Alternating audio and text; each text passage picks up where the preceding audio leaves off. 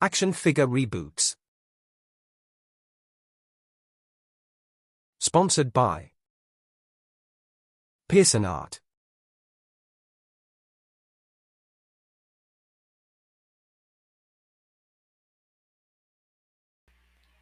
Hello, and welcome back. A few episodes ago, I rebooted a Kenner Luke Skywalker, along with his land speeder. And I did that because I thought it would be cool to put together my own collection of Star Wars. I never had these as a kid, but just Star Wars.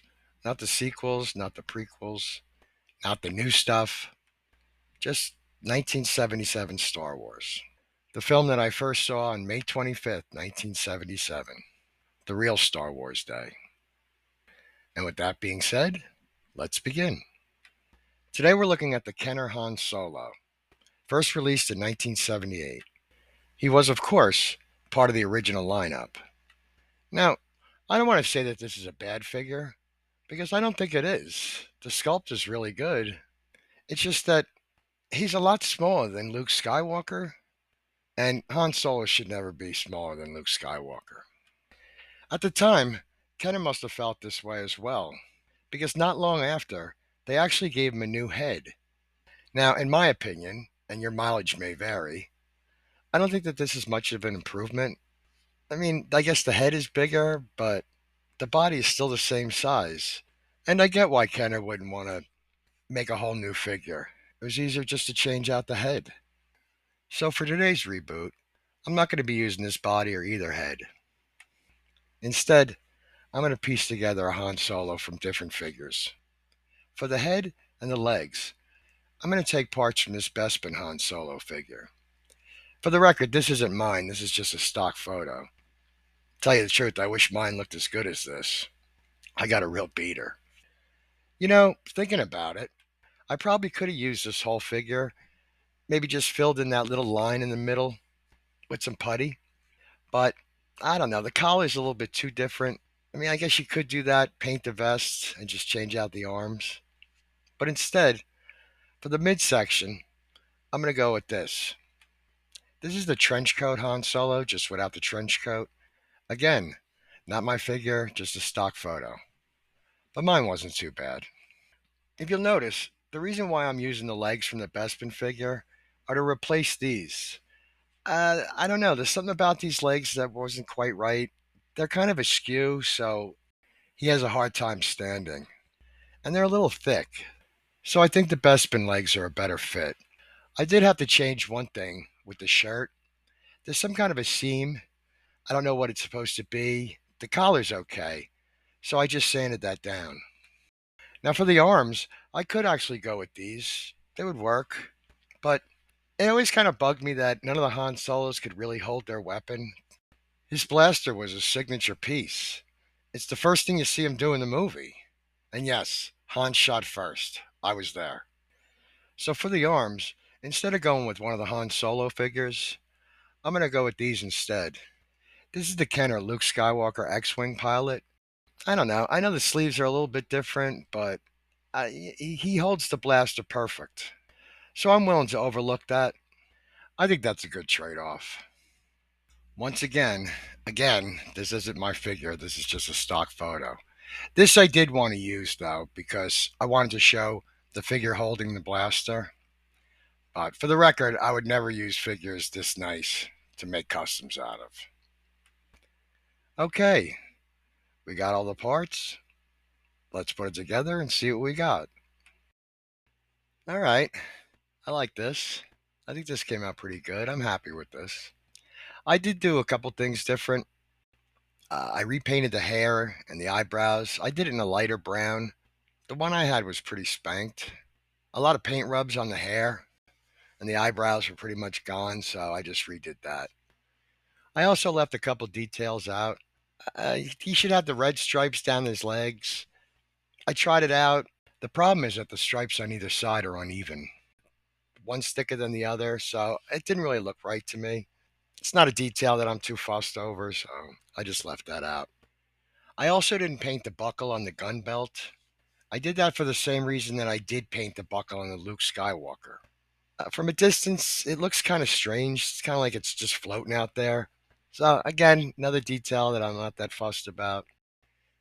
I also kept the pants black like Kenner did.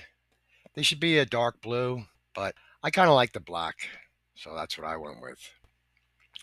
But I really like that he could finally hold his blaster. Well, I guess that's all I could say about this figure. It's hard to really say too much about them because they're so small, and it really doesn't make for a very long video.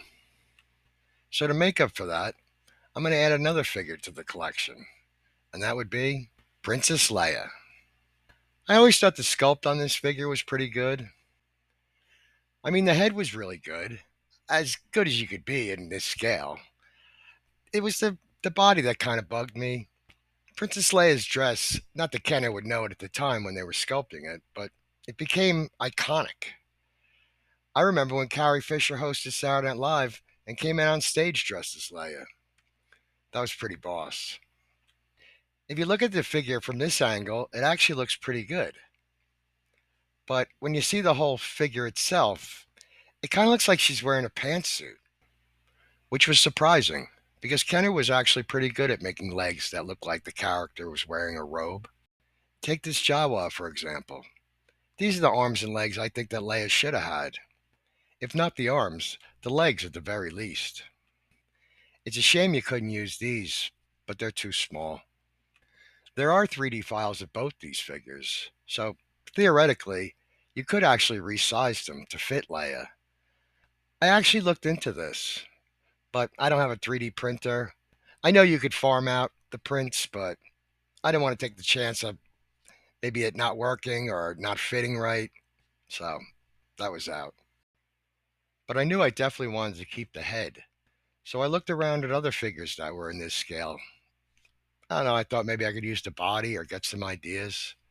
And then I came across this set. These were figures that Kenner released in the late 90s. So I thought I'd take a chance on it. It was made by Kenner, so it's still in the family. And I didn't even think about a real dress. Not in this scale. So I picked one up.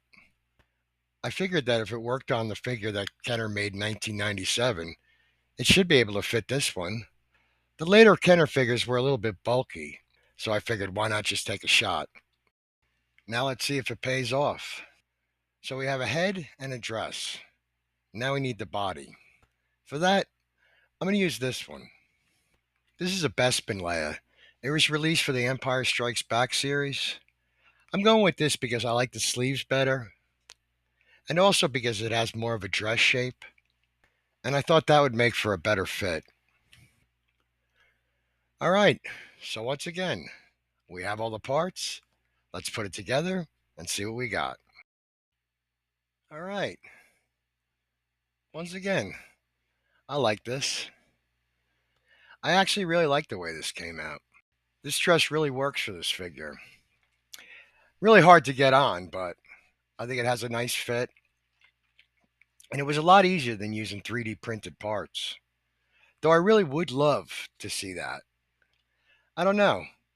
Maybe if I ever get a 3D printer, I'll try it out.